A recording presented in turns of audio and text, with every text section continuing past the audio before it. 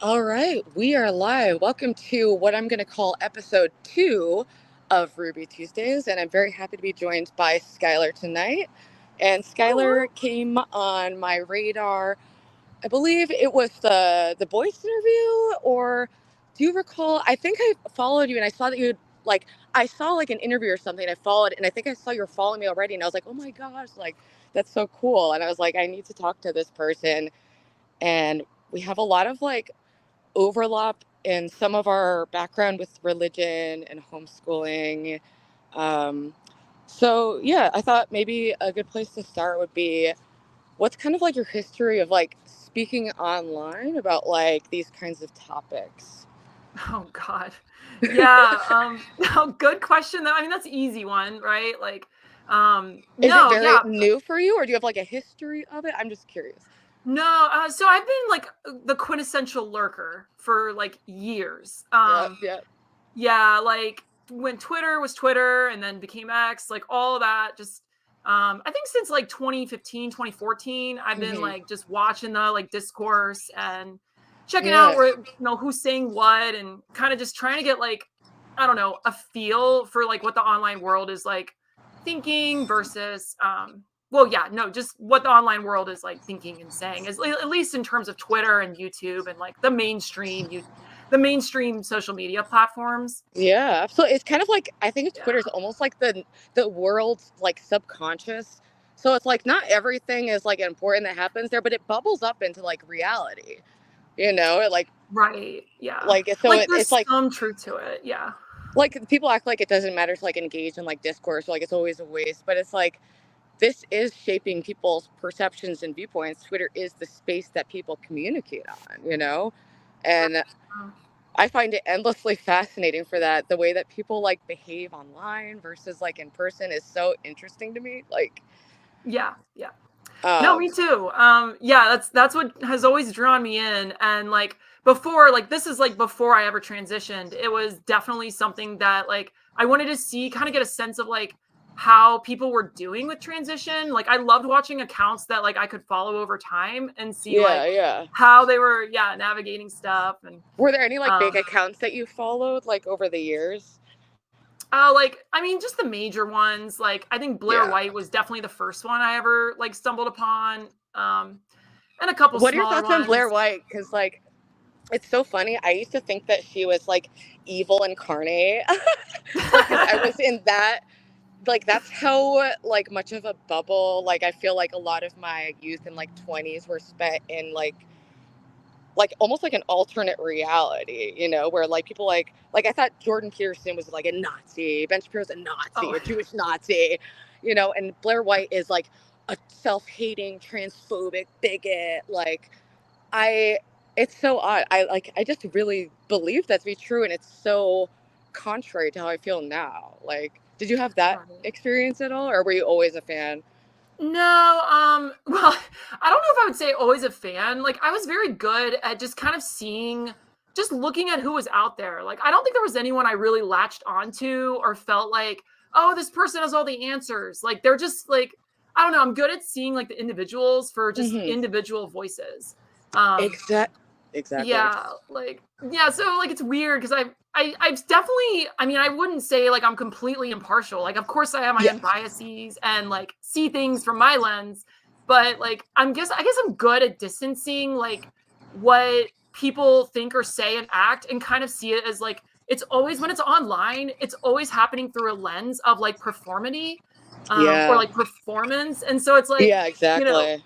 yeah, so you're just like left wondering like, I don't want to say is this what this person really thinks, but you just kind of know that there's incentives shaping how they're acting. Um, Exactly, yeah. yeah. So, So is yeah. that So have I you never latched on.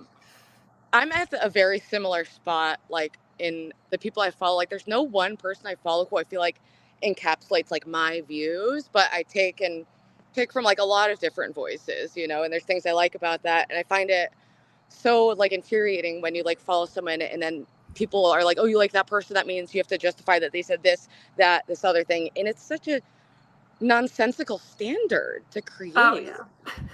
you know? No, and it's like no one person's gonna say everything you agree with. Like that's just impossible. Yeah, can we just like know that? Like, why does it need to be said? Like, it drives me nuts a little bit because it just seems so ridiculous and like, yeah, very like performative. And like, there's nothing wrong with performance. And like, you know, I see that Blair White, she is like a great performer, you know, and she says stuff like tongue in cheek and she's funny, but her views are actually like very moderate. Like, if you actually come down to it, so moderate. Yeah, yeah. No, they really are. Like it's funny how like when she first started out, I feel like she was one of the first generally first trans YouTubers. And like I mean what she was saying was pretty I want to say like sort of like liberal or Mhm. like center left, and then like Yeah. quickly time progressed and like just a couple years later she's center right, and now she's like sometimes considered far right, and it's like what, like Definitely her not views are just far still the right same. at Like, I all. know it's just everyone else has like swayed and moved around and I guess adjusted to the political scene that we're now in, which is just way more polarized than it was like 10 years ago. So it's crazy how much things have changed in the last 10 years, but it makes sense. Like our generation is kind of like the guinea pigs of the internet, and we're seeing how it impacts human social development. And I find it just Yes. like endlessly interesting. And it's good in some ways and it's bad in others. And I think humanity will hopefully adapt eventually and like have a healthier relationship with the internet. I hope, but I'm not banking on it, I guess. Yeah, I don't know. I mean, there's definitely some stuff happening, at least in terms of legislation geared towards youth. I forget the name of the bill, but you know, Jonathan Haidt. So I talk about him a lot when I Oh, I just talk. ordered his book. I got it in the mail. Actually, I ordered it at the same time as I think Phil Illy's book, which I'm Oh a no little way! intimidated by because it's so big.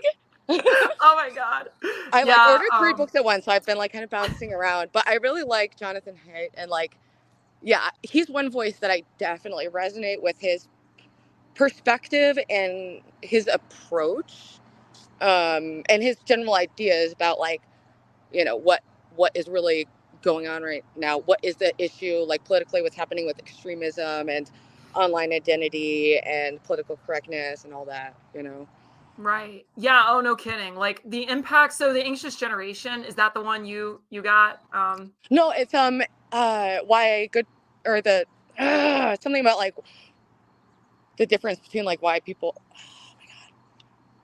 It's something about like extremism and polarization. I'm just so drawing a blank on it. I The didn't start righteous it yet. mind? No. Yes. The righteous Oh, no mind. way. Yes. Oh, I love that book. Oh, is it good? I didn't start it yet because I ordered like a couple other books at the same time. But I'm excited because I've enjoyed his pieces like on like Quillette and other like platforms like that.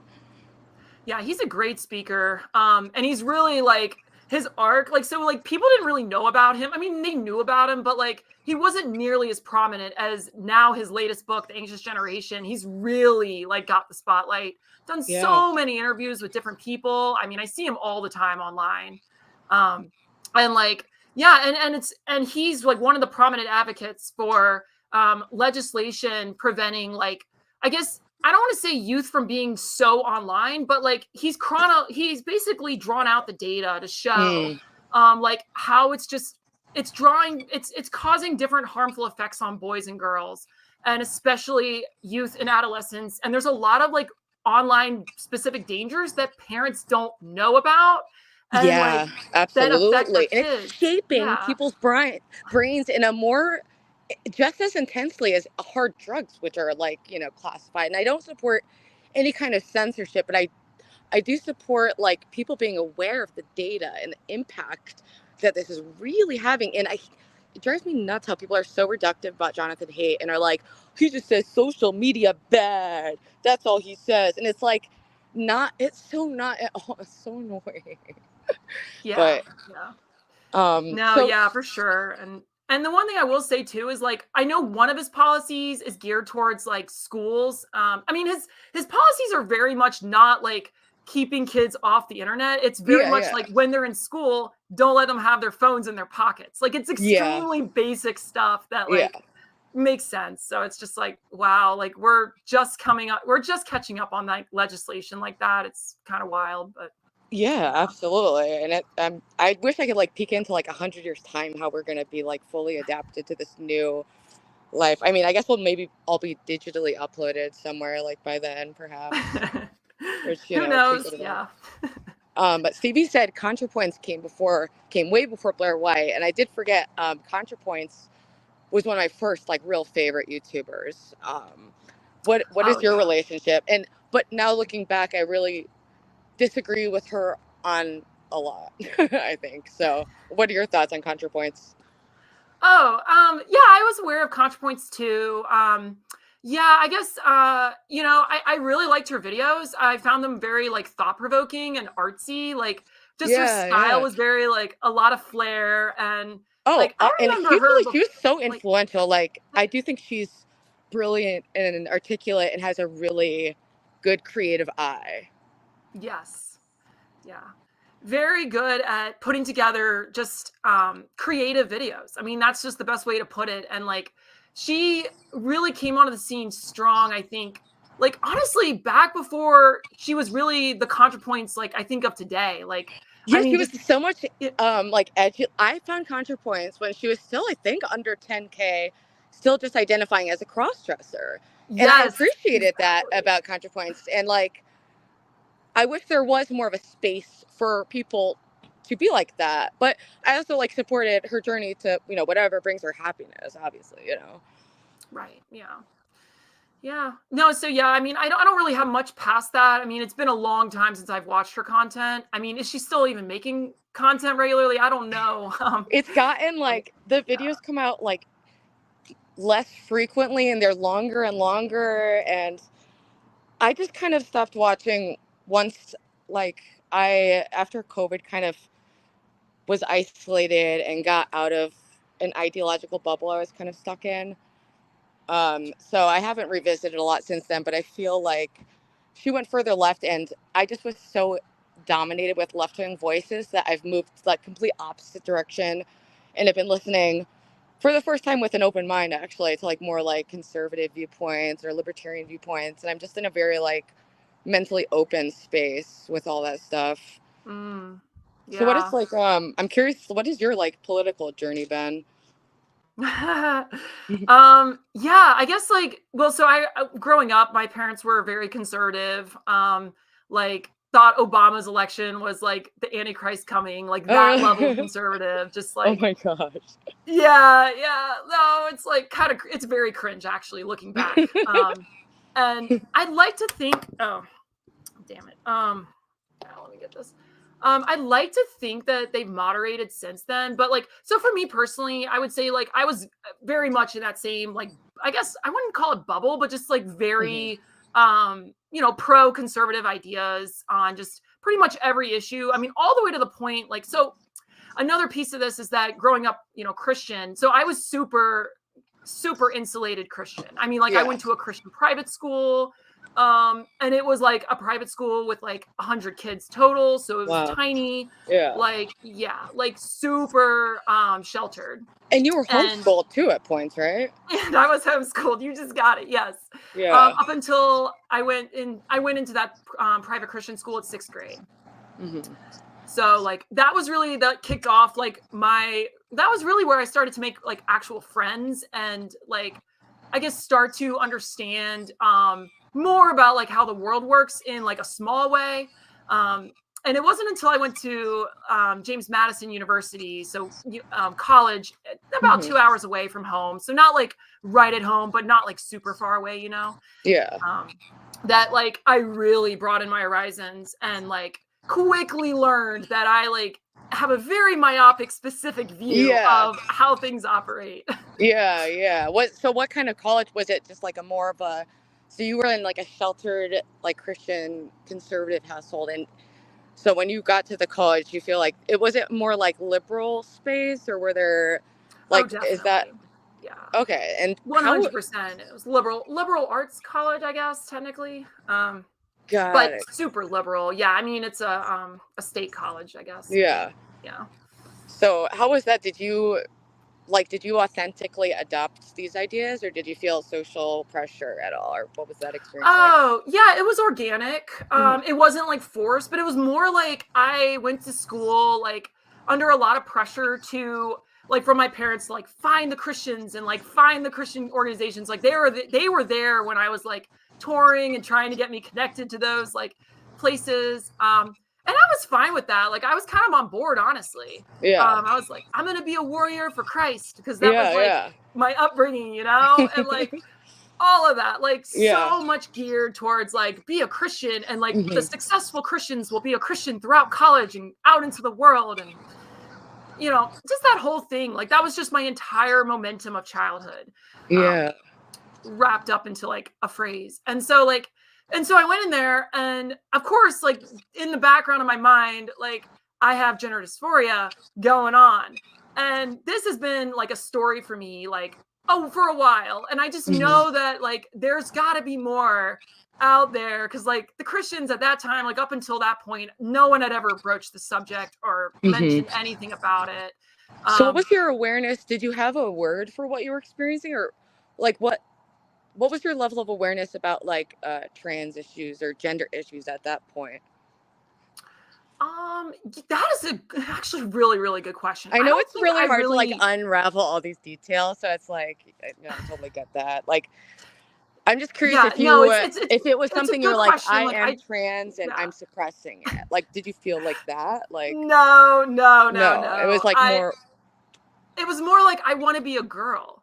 Like mhm. it wasn't clear to me that like Got it. wanting Got to be a girl and like being upset, or not being upset, but like just feeling this like pull to femininity that mhm. like I just loved, and I just like, but I didn't really understand it. So it was like, and just a lot of like ideation in my mind about what life would be like as a girl without really realizing consciously that that's what I was doing all the time. Got it. Um, Got it. Got it. which Got is it. kind But did of you weird to feel like say. it was something bad about you? Did you have this like Yes, shame yeah. around it? Yeah.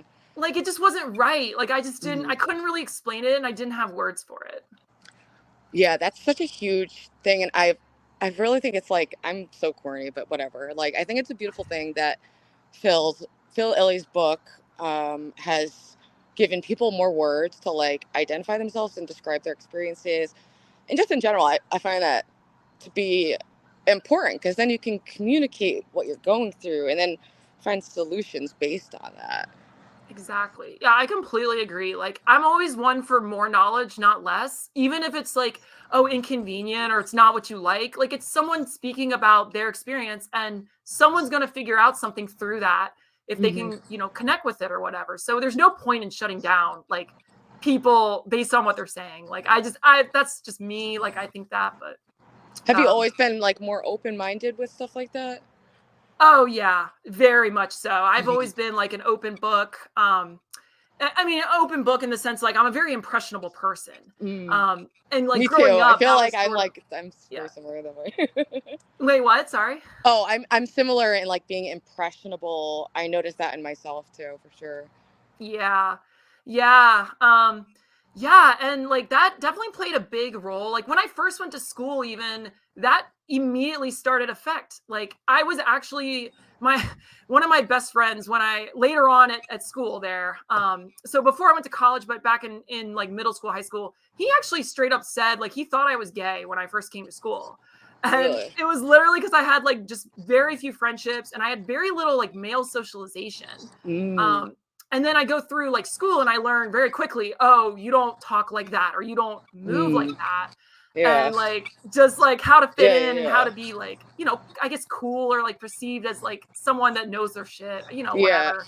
Yeah. Um, Yeah. That's yeah. important when you are young and trying to find your identity for the first time and looking to other people to kind of reflect back how you see yourself and you're like learning as you go, kind of. Yeah. Yeah, totally. And yeah, and it was and needless to say, it was very successful. Like no one would have said they thought I was gay by like seventh or the, eighth grade. Like it the was bullying very was a quick. success. Great job, Yes. guy. You did it. You bullied it out of her. Exactly. Yeah. So yeah, and I'm also a very adaptable person. That's Hmm. another theme too. resonate here, that like I like a lot of different environments, and that plays a big role in my Hmm. exploration in college. And just like figuring out how I vibe, I guess, or like how I like to be.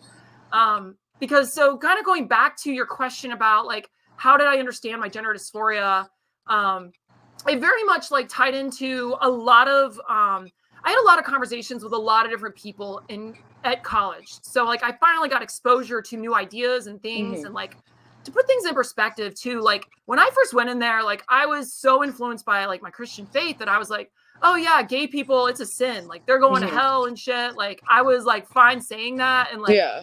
all about that. And like by the middle of that first year, so by like the second semester, I was taking that back and I was like, Oh yeah, wow. I'm not so sure about that. A lot can change, and like especially when you're so young, a year is a big amount of time. It feels like because it's like a bigger portion of your life is in comparison. The older I get, I feel like time moves so differently. Yeah. Um, but Oh, I'm curious. So, so you're at university at this point, and you're becoming more open to ideas that are like challenging your deeply held like conservative beliefs from your family and the way you're raised, and you're like for the first time kind of independently examining things. I'm curious, where in that timeline for the audience did you start transitioning, for lack of a better word, or like feeling like that was your path, or like knowing that was something you wanted to do? yeah. So that actually comes after college, right after college. But while I'm in college, I'm going out and I'm doing stuff and I'm living like a double life. Oh, That's the really? that's the best way to explain it, because I was so good at presenting male, like at Mm, being a man, like mhm. no one would know anything, suspect anything. Yeah, Um, yeah, that's like the best way to explain it. And I wanted to keep it that way because I didn't yeah. want the noise. I didn't want all the like, you know, I didn't want people to know because then all of a sudden, like people would see me differently, right? Oh, absolutely. I could totally understand that struggle. Yeah. Yeah. So like I'd say like probably I think it was the summer of sophomore year. So before I'd started my sophomore year, I started like cross-dressing and going out to bars. Hmm. And like that was where like it really started to click for me that, oh, like I think I might want to do this more. Like Hmm. I think I might want to live this way. And but I was so like going through so much and learning so much that I could kind of just push it down and compartmentalize Hmm. it, if that makes sense, Yeah, and keep it yeah, separate. Yeah. yeah. Um Was that a really like a hard period for you, or do you find it as more like an open, like exploratory period, or like both maybe? mm, it was, yeah, it was a little both. Like Yeah. honestly, cuz it was exploratory in the sense that like I didn't feel like I needed to explore this all the time, but when I had opportunities, I was like, oh, this is like what I want to try out, or this is what I want to do. Like Yes. I want to go to this bar, I want to meet these people, whatever. Hmm. Um and I had a lot of fun experiences, but also a lot of like conflict escalation in my Mm. mind, like realizing how much I clicked with this and being like, oh god, like now it's like it just like kind of makes you question your future a lot. I um can only imagine, because it's like you're forced to reckon with a decision that then has these like consequences because of the world around you interacting with you. So you're like exactly. Yeah. weighing these different influences. Yeah. Precisely. Yeah. And so I leaned in to the male side a little bit more because I was like, this is probably the time to do that because yeah, I guess like I kind of knew in the back of my mind, like transition is sort of on the table for me, but Hmm. I didn't want to go that route unless I knew I needed to go that route. Yeah, Um, yeah.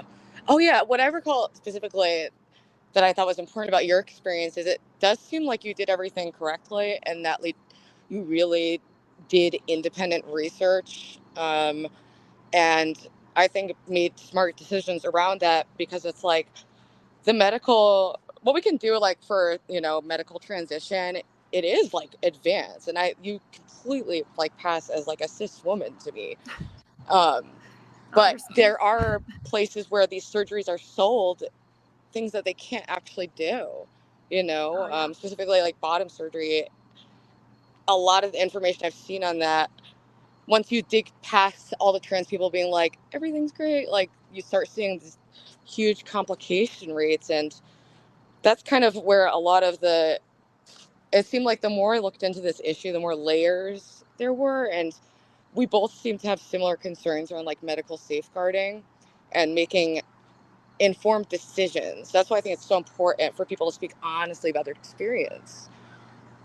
Oh my God, 100%. Like everything you just said, I completely resonate with that. It's because affirmation is not therapy. It's not medical care. It's just No. affirmation. It just makes you feel good. And it's like, hold up, like this Yeah, it's not isn't. good for like if I was affirmed as like a drug addict, because that's my past.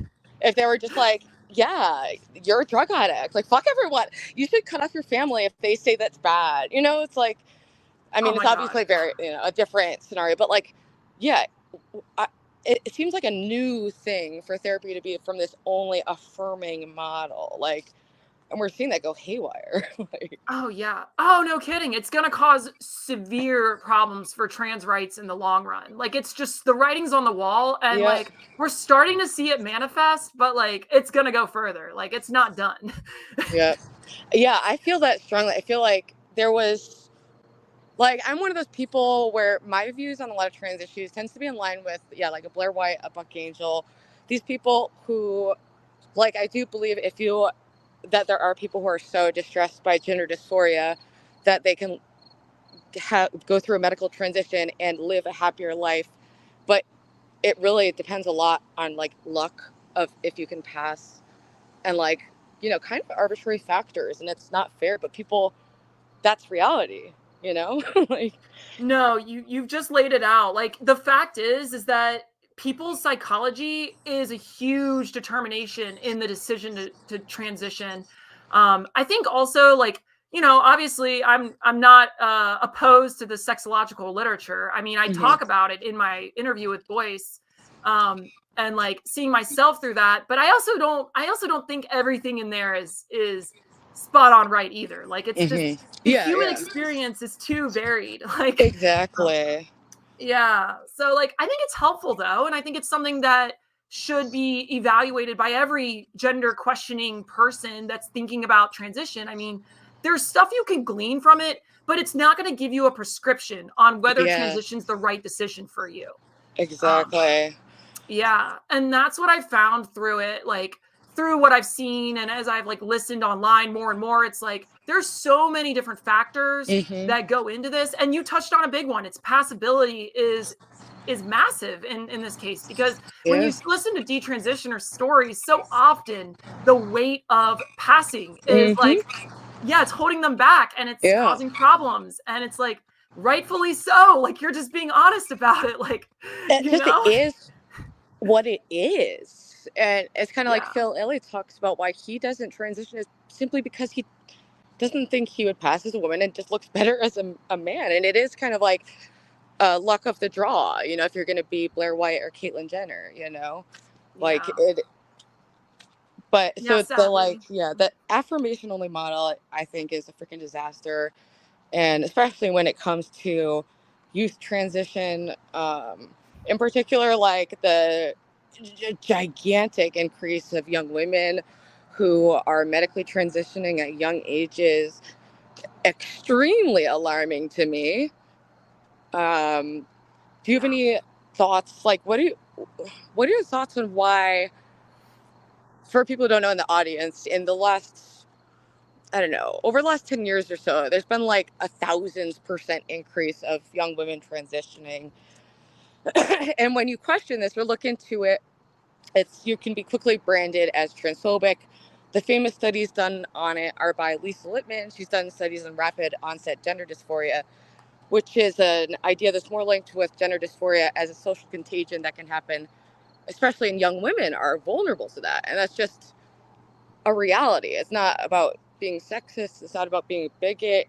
It's about looking at the situation for what it is. Like, Right, right. It's about appreciating certain facts about the biological sexes and the fact that yeah, women are just more geared towards social interaction and impressionability in general, exactly. Absolutely. especially at a young age. Like it's really no surprise. All you have to do is spend a little bit of time around a group of girls and you'll quickly realize they're all in sync on whatever's going on. And Yep. like, yeah. And it's just like, Yes.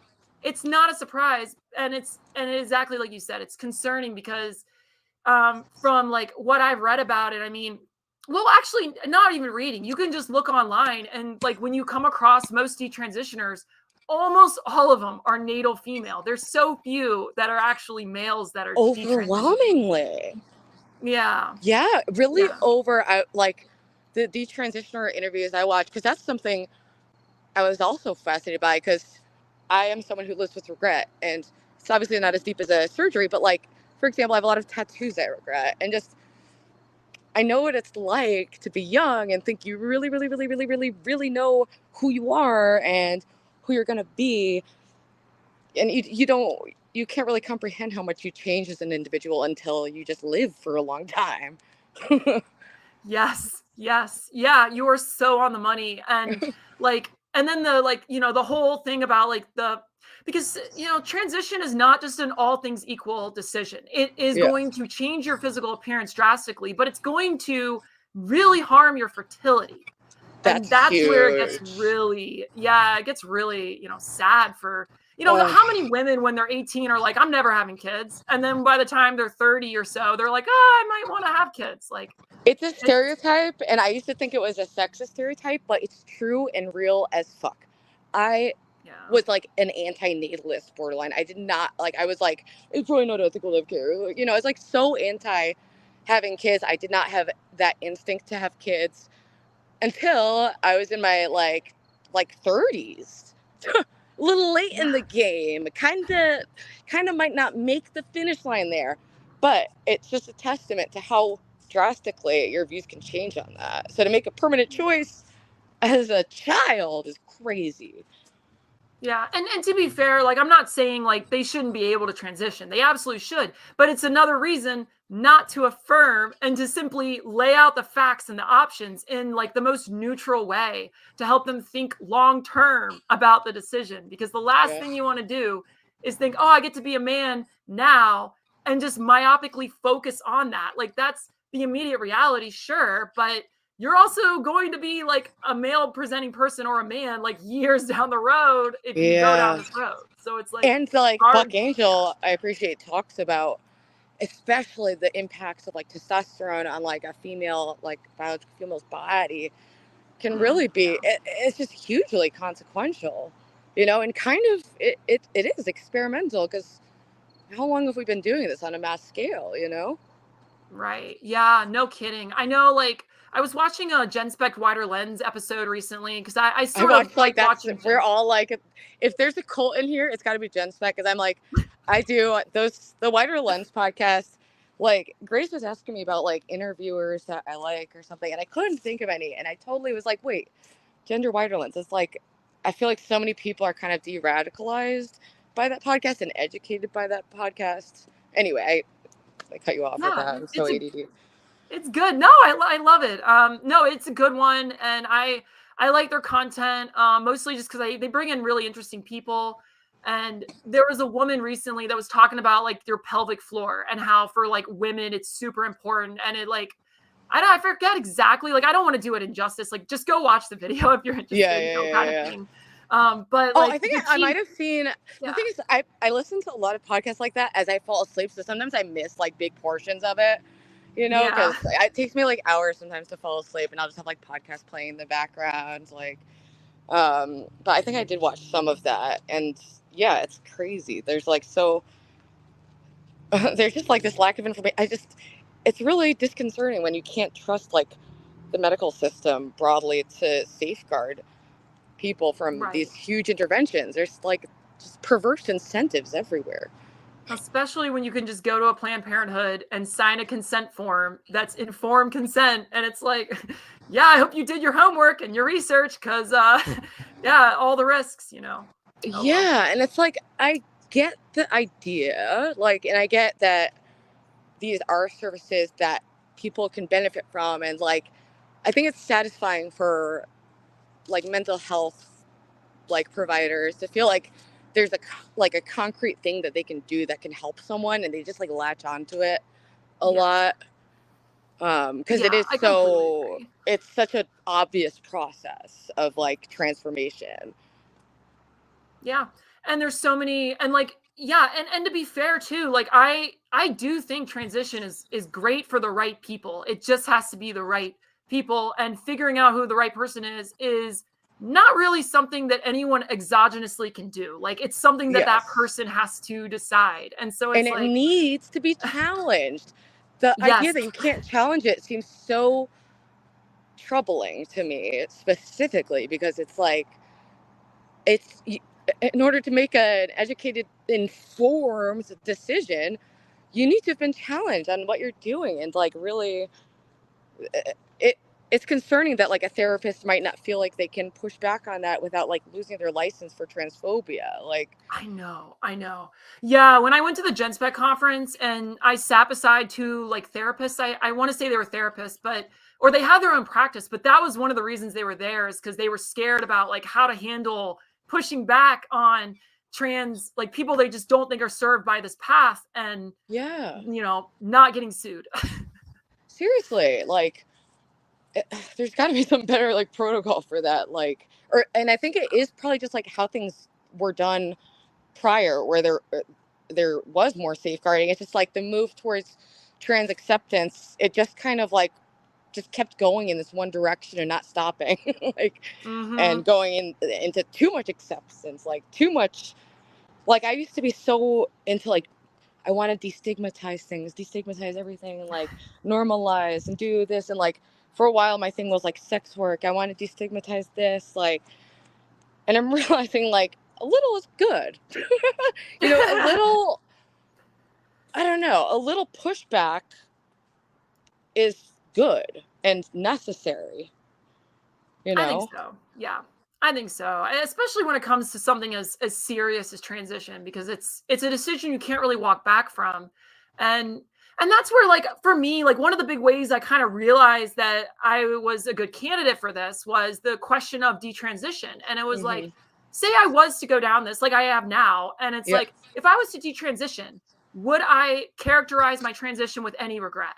Hmm. And I can honestly say, like, I wouldn't. Like, if I was to detransition now, I'd be like just as pro trans as I am today. Like, Yeah. it, it was something I needed in that season of life, and like that's how I would view it.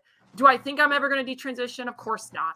But like, that doesn't mean I couldn't change my mind. Like, that whole theme of you can't always know yourself fully. And like, let's It's say like we have the death and before detransition. Have you heard that? oh yeah, death before detransition. Yeah.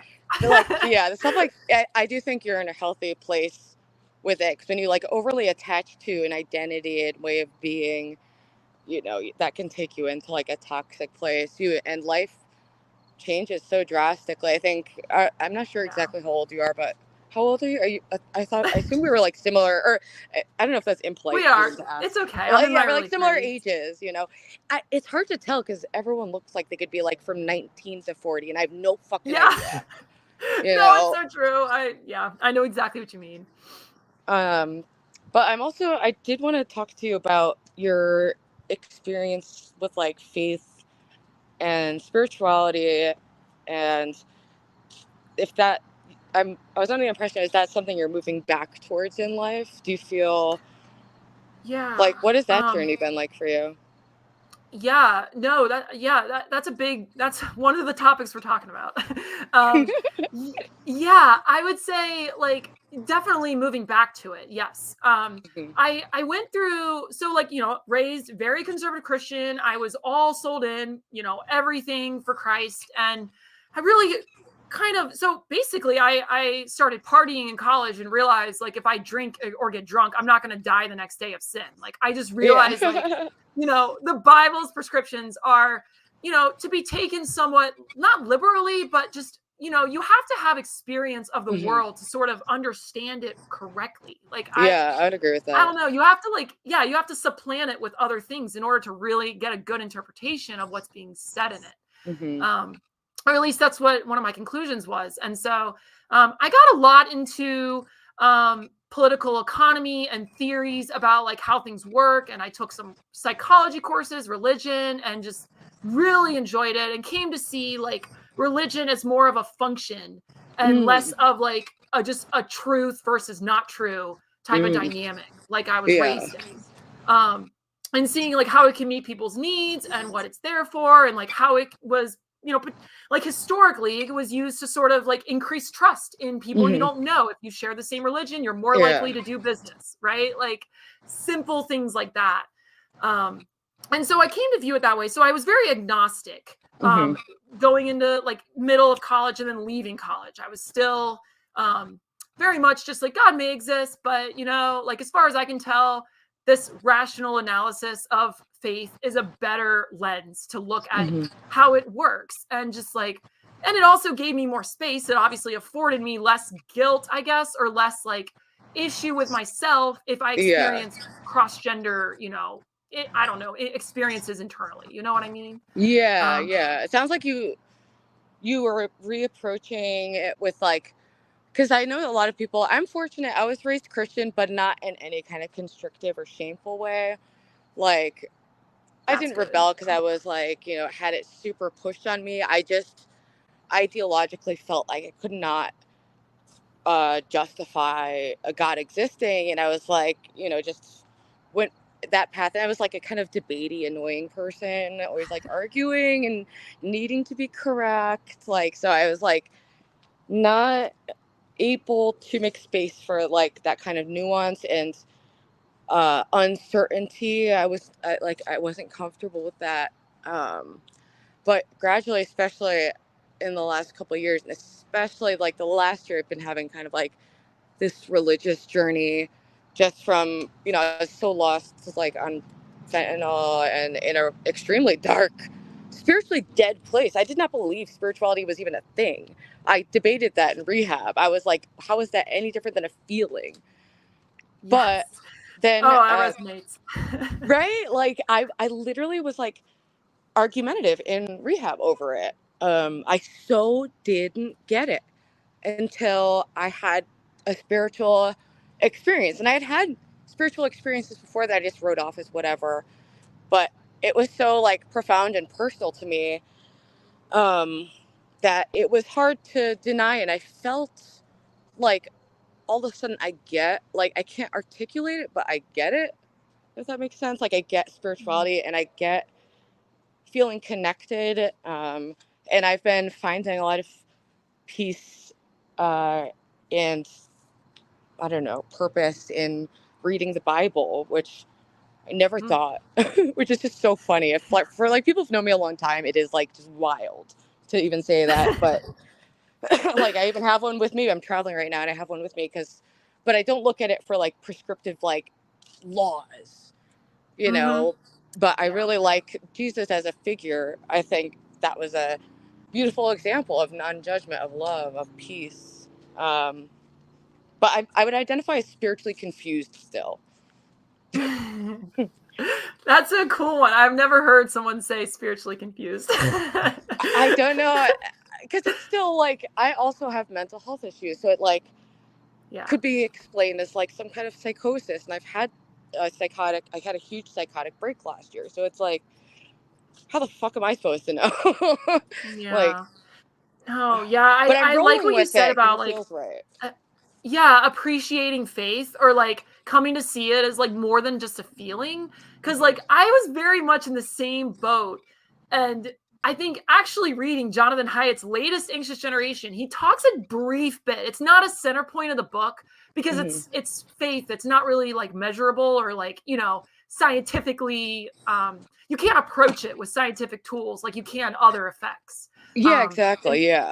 In psychology, so it's harder to prove as like a useful concept. But he talks about this idea of like how phones sort of he describes like the online world as making our lives more profane, or like just more like, I don't know, like basic in like the like just what we can touch and feel, and just like, I don't know, it just has a way of de-elevating or not dehumanizing, that sounds like really intense, but just like not letting things escalate into like a sense of awe and wonder. Absolutely, yeah. which is very close to like that spiritual like effect of just something greater or outside of yourself. And that's sort of like, that's where I began, like the wheels in my head were spinning again. And I was like, hey, I need to give another look at this. Yeah. And that was right around the time where my partner,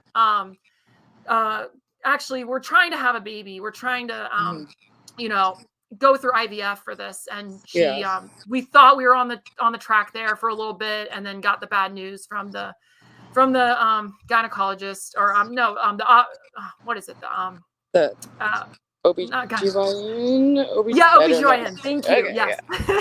yeah. Yeah. Look at you. Yeah. You know. I don't know. I was gonna say, but yeah, I'm sorry to hear you've had difficulty with that, because I would love to have kids, but I'm like realistic that I'm 34. The person who I thought I was going to be with just dumped me Friday. So Oh. no, that's like out of the cards. And it's like, I know it's late in the game.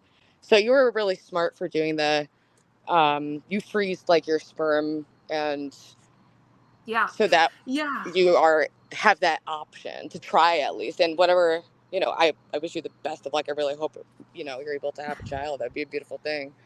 Yeah. Well, we're working on it. Yeah, and so yeah, that's actually another part of the decision making of transition that Hmm. is a reason for, again, like, I don't want to say pushback or challenge, but helping the person that's thinking about it think balanced and critically about the Yeah, decision, which usually necessitates some pushback. exactly. Yeah. Yeah. Yeah. Um, 100%. Yeah, like when I first walked in for well, no, so okay, let me, before I go into that, visiting the therapist, but yeah, the momentum of potentially being a parent definitely forced me to sort of look at life more intentionally. That's very much a theme of recent. Mm. It's why I'm going to church, Mm. really, because I don't really have very many connections at the church. Honestly, I haven't gone through anything. Like, I haven't really made any friendships outside of my family just being there. So like, I'll go with my partner and then we'll kind of leave. But the way you Mhm. really connect with Christianity is through relationships with other Mhm. people. It's a huge part of it. And they do this thing like small groups called freedom groups that they have. And I'm thinking about trying it. I mean, they were starting them up in the fall. Mhm. And I'm thinking about making like a YouTube series out of it, actually, just to see, Oh like, my gosh, that's like, chronologue my thoughts.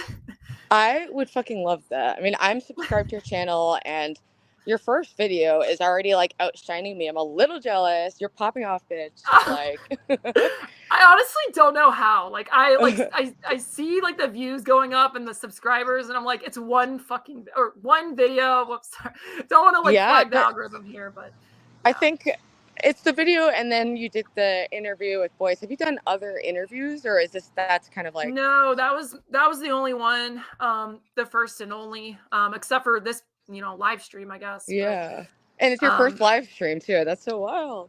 yeah, no, I I'm feel I'm really honored, guys. I think internet you're doing shy. amazing, because, like, I talked to Grace about this. She's also like a streamer, and it's like, just it's a different kind of interaction. Like, it's a normal interaction, but you have this awareness that like there's an audience watching, and it's live. Mhm. Like, anything can happen. But that also makes it exciting, and you can be like more interactive. Like, if the audience has questions, um, but it's a new experience, and I think you seem natural on camera, and people, I think, like, resonate with that and resonate. Um, I think there's like a severe need for like kind of compassionately gender critical people, and I could see you like being in that role, and just like sharing your experiences with religion. I think could be um, there's all kinds of different ways you could take your channel that I would like tune into. Yeah, I mean, I'm very internet shy, like, just very internet shy. I've filmed like 4 or 5 videos myself, and I have not posted one of them. And it's just because, and I've edited them and everything. Like, they're like literally Really? Wait, done what are they videos. about? Are they like, I've done that Just too. like, It takes it's scary to put, the internet's harsh. Like, even as we're doing this, yes. I have like, I've been getting a little more troll activity than lately. So most of the chat is like generally supportive, but like sometimes you are getting like torn apart by people, and it's like, it's kind of like how people act like with like road rage. There's like barrier between you, so people just like get so angry like weirdly. Oh yeah. No, I mean, like, just, I mean, I looked at the Boyce, like the comments under the interview with Boyce, and I was like, oh God, Oh like, no, I didn't really but look in the comments. How did you feel about that experience, the Boyce interview? oh, well, yeah, I mean, the comments, honestly, like, it doesn't bother me as much as I Yeah. thought. Like, that's the big theme, actually, is that I'm always like, oh, I'm so scared of it, but then I go and do it, and then people say whatever they say, and I'm like, that's it, like, that's Yeah, what you're right. coming at me with, like, what, Literally. It's like, almost, I why would, find it fun. I like getting yeah, roasted. Like it's, once you're, especially when you're like a little, when you're younger, it can hit a lot harder. Like, and the first time I got like dragged through the coals online, I did cry, I think the first day. But then like, and this was like 4 years ago when I just started putting out videos. Um, and yeah, it can be really intense and it's not for everyone. But yeah. so you think, tell me more about that group what was the group? It's the Freedom Group? Oh, yeah, Sorry, I I mean, I jump wish I all had, over the place. I'm like so bad at interviewing. Like, no, but it's fine, yeah. Yeah, I mean, I don't really have a whole lot more to give on it because I haven't done it or I haven't really gone to it. Um, but essentially it's finding your identity in Jesus or like in Christ. It's a good church. Like, I like the church because they're very good at not, like, I don't want to say not picking sides, but they're just mm, good at meeting individual people where they're at. Um, and yes. giving space for that, which, like, is very crucial in Mm, bringing in people with different experiences. But I'm bound to meet, like, I'm anticipating pushback. Let's just say that on who mhm, I am and what I mhm, and how I live. And mhm. I kind of want that, though. That's the whole point, is I want Yeah. that. Like, because it's challenging and it makes me a better person. And that's Yeah, what, like, yeah. yeah, I mean, and small doses, right? Like, not like, I'm not saying don't go immerse yourself in, like, Yeah, yeah, pain or anything, but just like, you yeah. know, yeah, just I totally agree with that. I think it's yeah. and in normal life interactions you don't get this live feedback, so in some ways it is helpful, like noticing patterns I speak, like I'm trying to say like less, because a lot of times in videos, especially like if you're a woman, you get criticized for saying like a lot, and it's kind of like a valid thing. Like I want to be able to stand on my statements without always having to kind of soften them with a like, it's kind of, I don't know, it Hey, makes I've it been like saying like all the time. Like, it's, yeah, oh, yeah, right there. Yep. I know, and then Oh once you God. start thinking about it, it starts getting crazy. um Yeah. so you did the Boyce interview. What are like your next plans from here? So you want to maybe do a series on going to that group, and I do think like there aren't like who's religious and like trans on YouTube. Like it seems like, I don't know. I would love to hear more of that kind of experience, because yeah, as a spiritually confused person, I like hearing just the different ways that people are coming at faith, spirituality, religion. And I do think it's an important part of my healing, like as someone who struggles with addiction, like, you know, being willing to engage in that world. Mm-hmm. Right. Yeah. And yeah, exactly. I mean, it is an interesting take and position. You're right. There's not very many individuals in that space, although there's more than there ever were before, I think, like right now. Um, and there's a True. couple of names that Yeah. come to mind, but like overall, you're right. It's a very unexplored area, I think. That's why I'm interested in it. Yeah. Yeah. But the other angle is the autosexuality that, like, I've sort of talked about, because that was part of the Boyce interview. I mean, it's part of my experience. It's part of my psychology. And I don't like the fact that so many trans people can't talk about their sexuality, like, at all. And like there's Yeah. no room for it. And like Mm. people don't have the right words for it. And like, and there's these, like, I don't want to say, like, I see like two camps in like Hmm. the sexuality space. And it's like, it's either like, it's, I don't know, it's just very much like you're either like super pro the like typology stuff and Oh like you're yeah, in that so scientific space. Yeah, yeah, like yeah, I can definitely think of people in there. And then there's people yeah, that are yeah. like, yeah, like straight up I can think of people denial. too. Or I think we were probably yeah, thinking of similar people. yeah, And yeah. I think I'm the definitely much typology closer to is those like people, but yeah.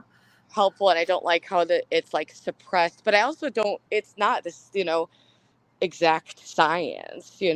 So But I do think it is really important to have that term like autosexual to describe your experience without the prescriptions of being trans around it. It's like Yes. more just like, this is my experience. These are the words that describe it, and how you integrate that in your life is a purely personal decision. Yeah, you Um, summed it up. Yeah, that's exactly it. And I want to give more people space and words and like concepts to describe it, because it's difficult to describe and it's difficult to understand even for that own person. I mean, it took me years to really yeah. figure out like I knew right away in the like sexological literature where I fit, but Hmm. like I was like there's so much of it I don't identify with, that like it was also like struggle to like really piece myself inside of it too.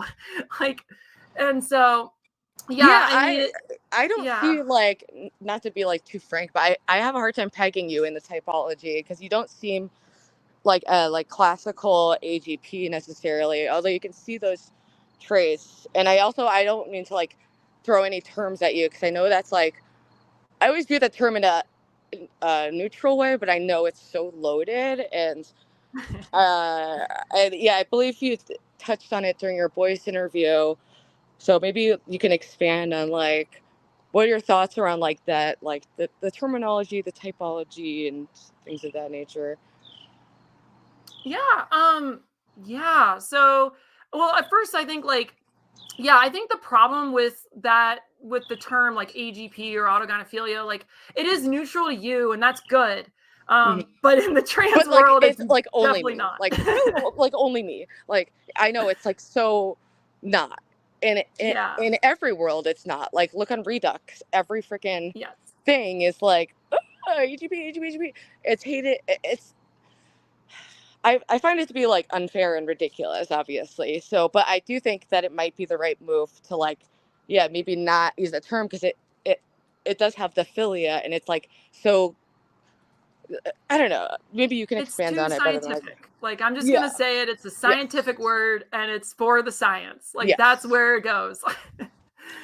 Um, at least in my view. Like, Yeah. and that's why, like, and it also doesn't characterize a sexuality necessarily. Like in the term, it's an experience. It's a phenomena of Hmm. arousal that can be experienced by anyone, really. I mean, like fetishists could, like, straight up people could see themselves in that don't actually have, like, I guess, a reoccurring pattern of autosexuality. I don't know. Yeah. Like, I don't know this all the way because it's not talked about a lot. Hmm. But like for me, it was always the like dominant force in my Hmm. like understanding myself, I guess, is like realizing like when I so like I realized this when I had my first girlfriend. Hmm. Like back in high school, I convinced my parents to let me date someone. That was a huge milestone. um, Oh. because they were like, you know, the whole like you court your partner or whatever, like, you know, you're not going Yeah. to get married now, so why are you dating her, you know, type of thing. Yeah. um yeah, all that stuff, so I had to like justify that. And like, you know, when I was like with her, I realized like I can't just engage with her without like first imagining myself as a female Hmm. anatomically, like going into like do stuff. And it was like, whoa, like this is weird. But like it wasn't like all so weird because it was also like sort of like natural too, but just Hmm. it's weird. So growing up, even before like I was ever dating someone, like I was an unusual kid in one aspect, just one aspect really. And it was that I loved to pretend. I would go outside and just walk around the house and like spend hours, like hours, just imagining like myself as different characters and like embodying different roles in like just different like fantasy scenes like that I would like, Hmm. usually just watch on TV or like read in a book and be like, oh, that character is really cool and this like dynamic was awesome. I'm gonna go outside and pretend to be that. Yeah. And Yeah. yeah, and like engage that. And I also didn't have very many friends or friends Hmm. nearby. So like this was like an easy way to just tap into something that I loved to do. Yeah. Um yeah, like that's the only way I can really explain it. And like, but now that I look back and I see it like as part of a broader landscape of who I am as an individual, I feel like I'm able to appreciate that. I think like, I know this is a little psychoanalysis. Like, I don't know if this is actually what I was doing or not, but like, I think I was tuning up my ability to embody other characters, or like just be outside of myself. Yeah. Yeah, like practicing this all the time without realizing it. I mean, I just like to do it. It wasn't like I was practicing anything, but you have like a in rich actuality, inner world, and I relate to that as someone who didn't have friends for a large chunk of my youth. So I too, like, you create a more dynamic inner world. For me, it was like through like music and, drawing and like things around that nature. I became like very obsessed with because I didn't have that human interaction there. So you find ways to fill that in. So it seems like that was kind of, you created like a connection to characters in your mind, like as a young person. And do you think that influenced like your sexuality, or do you think, I wonder?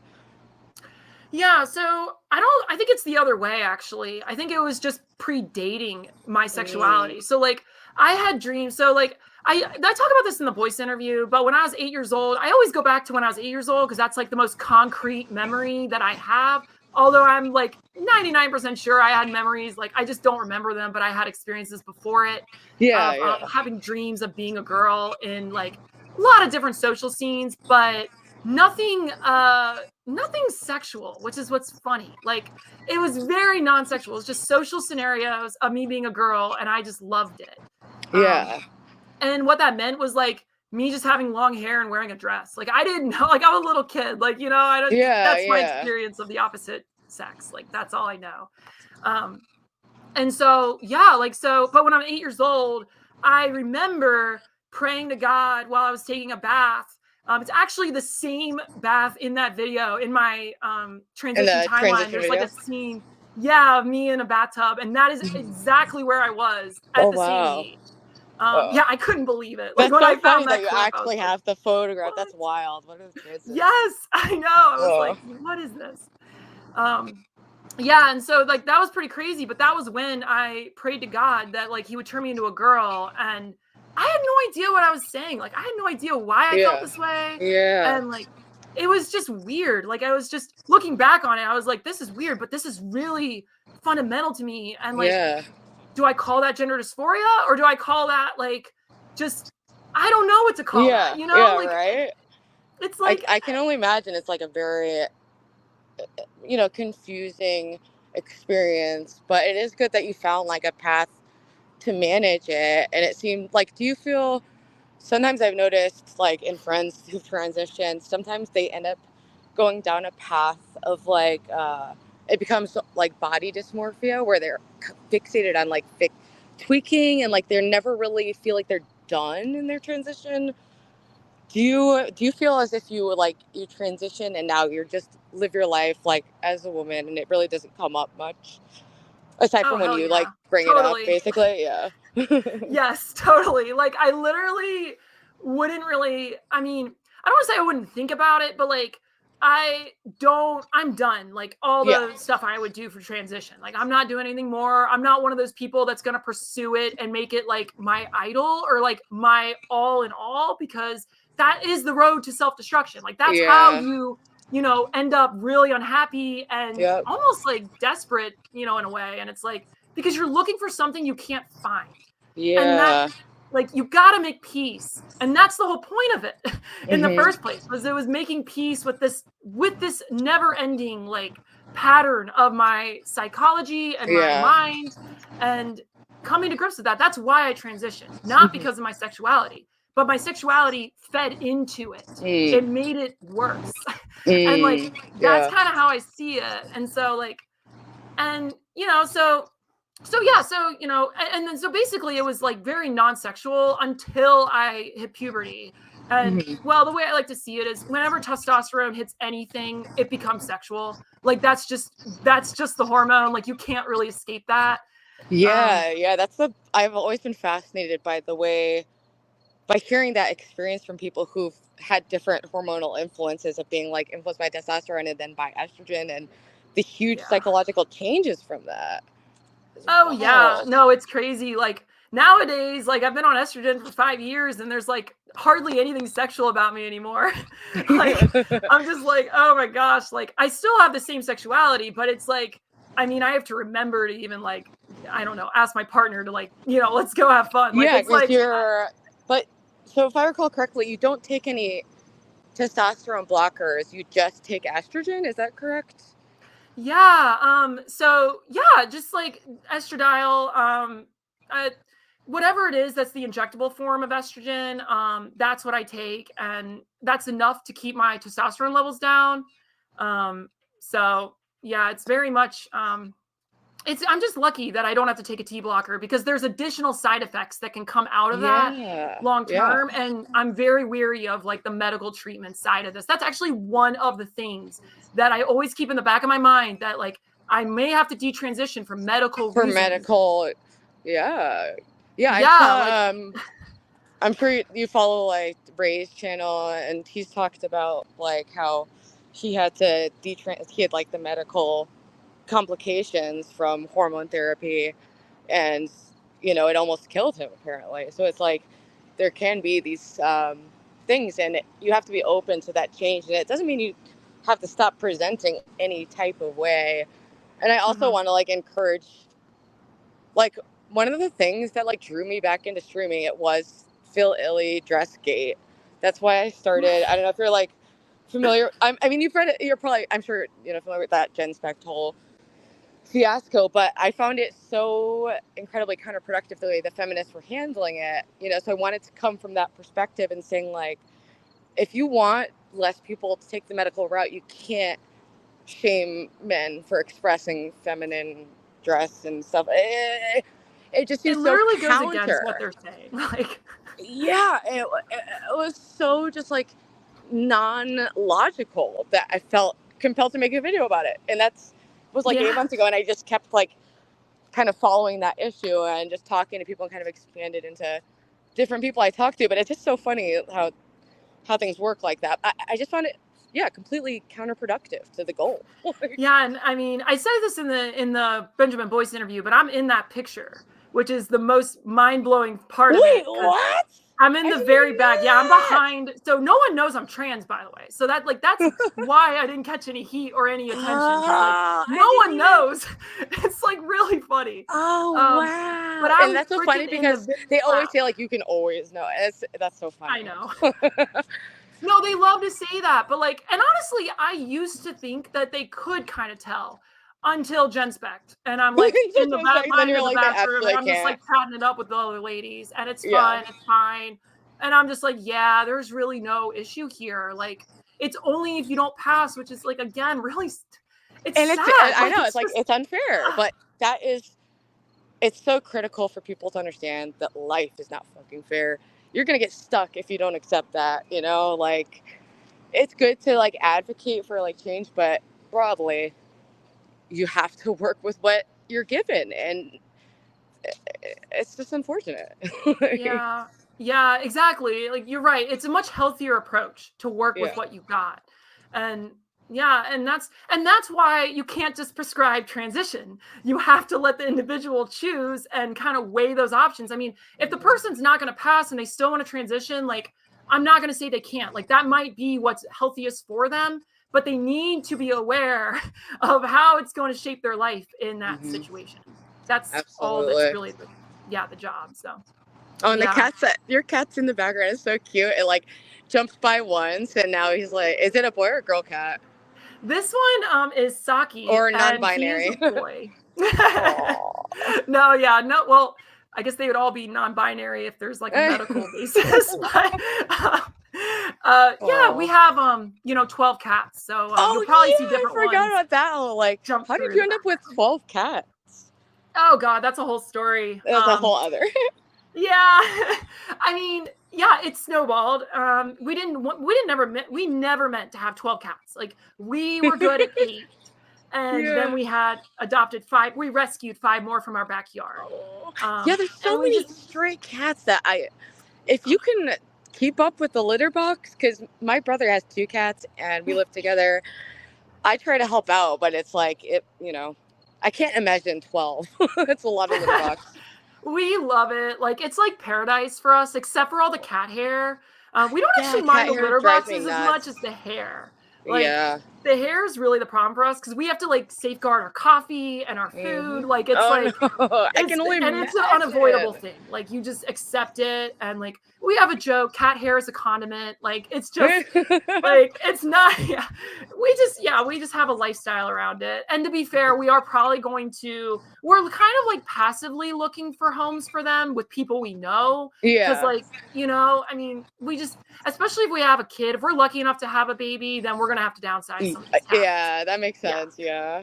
So but it would be heartbreaking because we're so attached to them. I mean, they are our fur babies, literally, and we treat them way too good. I mean, literally top standard, like cat life. They have so many cat trees. They get wet food every day. I mean, they have it good. I'm getting comments. I'm so bad at like holding the camera. I'm like always like, I think I've improved, but Nikki New seems to say otherwise, saying I'm giving motion sickness. I think because I'm just like get distracted by talking, so I forget like hold. And I'm kind of like a tweaky person is my personality. Naturally. Wait, question: do you think better, or like do words come to you better if you're walking versus sitting? I think walking, yeah. Yeah, I'm actually the same way. Like I much prefer to be walking and talking than like staying still. But for the sake of the camera, I sat down. Yeah, normally I do it like at my laptop, but I do definitely enjoy more walking and talking and feeling like I'm doing something else. So I'm not just like, I don't start becoming as self-conscious maybe. Yeah. I feel that. Anyway, but my phone is actually starting to be on the 5% zone. So I might have to start wrapping up. But I know we kind of were all over the place. I really enjoyed talking to you and would love to have you on again and follow what you do with your channel. I'm really excited to see. But was there anything else you wanted to touch on or any questions or? No, I mean, we covered pretty much like all the basic things. I mean, we could talk more in the future, but I mean, the fundamentals of what I was hoping to talk about, we talked about. We didn't really talk about gender ideology a lot. I did find it interesting, like something you mentioned, I'm like gender critical, or like semi-gender critical. It's so funny to me because I don't really think of myself as gender critical. Yeah. But I guess I don't really know, like, I guess maybe I do fall under that if I'm not like super affirming of like a spiritual sense of gender or whatever. I don't know. I would think of you as like gender critical light. Like, so I think of myself as like maybe like a trans medicalist or something like. Yeah. And I know that's used as like an insult, but I just kind of feel like that's where my views lie. And people think that's good or bad. Like, I think, I'm just trying to think of what's the best for, I hate how everyone acts like there's perverse motives if you disagree. And it's like, I don't fucking know, dude. Like, I'm not an expert. Like, I'm just trying to figure my way out. Yeah. No, disagreement is great actually, because it makes you really think about something as long as it's not malicious. Like, yeah. Yeah. So, well, thank you so much for the time, and it was lovely interacting with you. I'm still new to using StreamYard, but I made a little logo with like your links on it that's been like on the bottom. So it's at Schyler space, Schyler SCHYLER. And that's my parents' spelling of my name. I never changed my name when I transitioned, so well, it's neutral. That's just my name from birth. Yeah. Oh, that works out. Yeah, it's like a kind of neutral. I like it. So it works out. Yeah, it worked. I got lucky again. Like, how did I get so lucky? I don't know. And Gia says not gender critical, and I love Gia. I don't know if you follow her Twitter. It's like, I'll send you a link if you don't follow it, but she's great. She says not gender critical, gender realist. And like, I vibe with that. I feel like I'm a sex realist, and I think there is a space where you can like exist as a male sex and pass and operate in a more female identity, and that's totally fine with me. And that's where I'm at. But I'm always kind of figuring out the borders of that, and I don't know. I'm just trying. What I want to foster is just people just sharing where they're at, honestly, because I feel like this suppression, and so I want to support people who are like kind of moving against that. And I see you as being, you're not like the critical like of gender character, but you're like an honest, realist person. So there's going to be some like critical traits within that. That's my perception, I guess. Yeah, that's a really good way to frame it. That's just, yeah, I'm naturally going to go that way because I'm not afraid to question things, and I'm not trying to like prop up some, specific viewpoint. I don't care if people disagree with me, and it's like, Yeah. yeah, it's just like, well, what do you think? Like, I'm just out to like figure things out, and that's kind of Yeah. always been the theme of my life. Mm-hmm. It's why I just couldn't stay just a regular Orthodox Christian and had to like go off and explore things. But I've kind of come back to see like the benefits and merits of being in a tribe and being like part of that stuff, at least to some extent. Yeah. Well, I wish you the best of luck with your wife and on your journey. And yeah, I'll be tuning in. So Yeah. thank you so much for Awesome. making the Yeah, thanks. time. This was fun. I'm glad I did Yeah. this. I'm glad you invited me. Yeah, no, thank you so much. That was awesome. All right, I'm Yeah. going to hit end All right. stream.